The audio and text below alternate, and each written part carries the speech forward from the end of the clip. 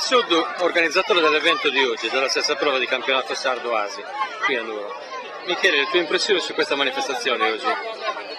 Sì, siamo riusciti a portare la sesta gara di campionato a Nuoro, abbiamo avuto grosse difficoltà a livello autorizzativo, ma a livello burocratico più che altro.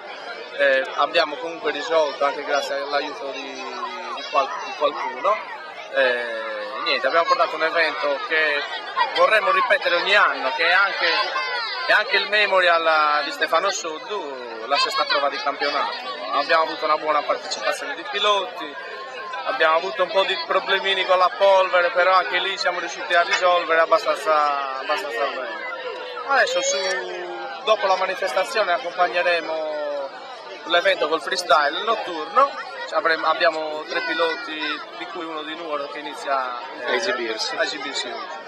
Poi abbiamo Maurizio Cigno e Antonello Masala, i 2 freestyler di Cagliari, che abbiamo chiamato anche freestyle sardi per dare l'opportunità a loro di crescere, perché è giusto chiamare professionisti da fuori, americani, inglesi, svizzeri, tutto quello che vogliamo, però siamo in Sardegna, cerchiamo anche di favorire un po' chi vuole iniziare questo tipo di disciplina.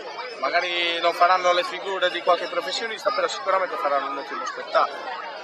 Abbiamo Angelo Basulu, il nostro freestyler nuorese, ed è anche il primo nella sua prima esibizione, speriamo che vada tutto bene.